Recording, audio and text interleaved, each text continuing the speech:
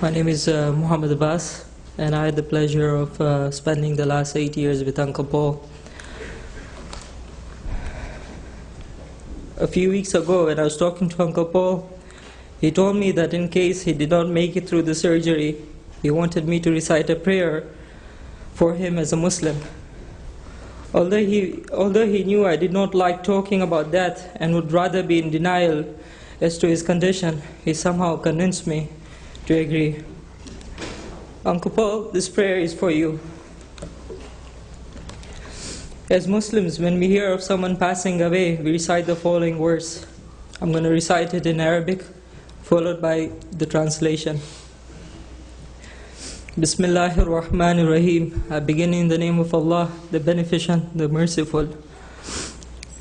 Inna lillahi wa inna ilayhi raji'un. Surely we are Allah's, and to Him we shall return. This is the attitude of a Muslim, a faithful Muslim. When misfortunes befall us or we suffer a loss, we remind ourselves that we are all God's creation and that we will ultimately return to Him. Therefore, where Uncle Paul has gone, we shall soon follow.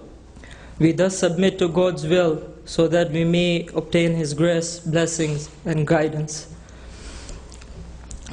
Aside from reciting these specific verses, when we hear of death, we also remember our deceased throughout our lives by reciting various prayers and verses from the Holy Quran.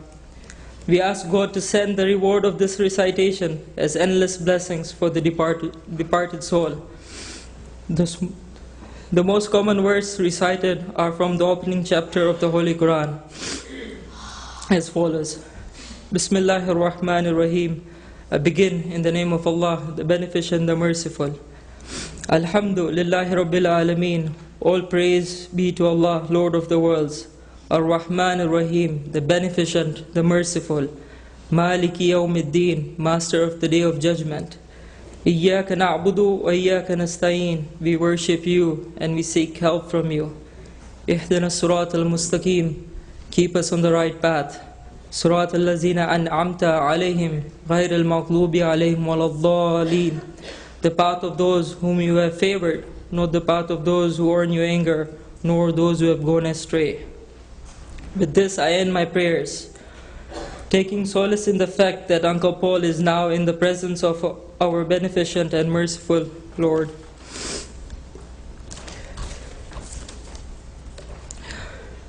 According to the Islamic calendar, this is the month of Zul-Hajj, one of the most sacred and blessed months.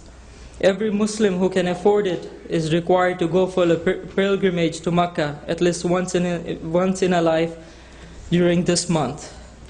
Many of the rituals and practices of the pilgrimage involve walking in the footsteps of Prophet Ibrahim, or as he is known in the Bible, Abraham, who is common to all Jews, Christians, and Muslims. As we follow in the footsteps of this great prophet, we are reminded of the common roots shared by many of the world's great religions. The message is that we have to care for each other, and even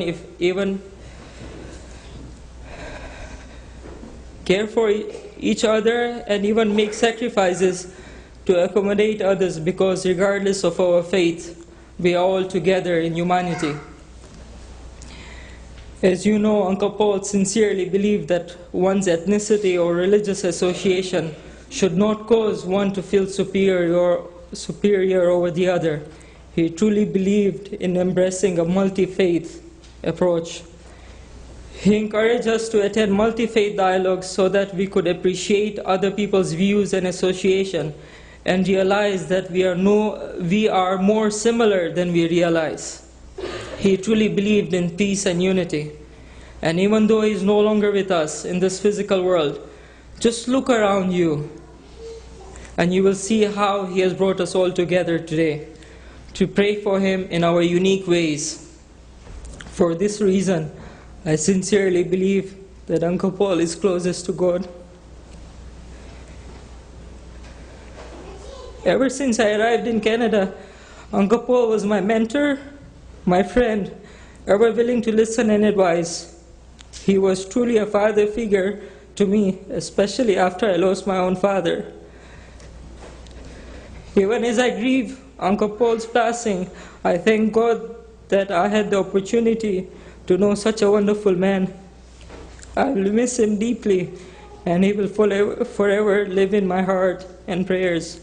May Allah rest his soul in eternal peace. Ameen. Amen.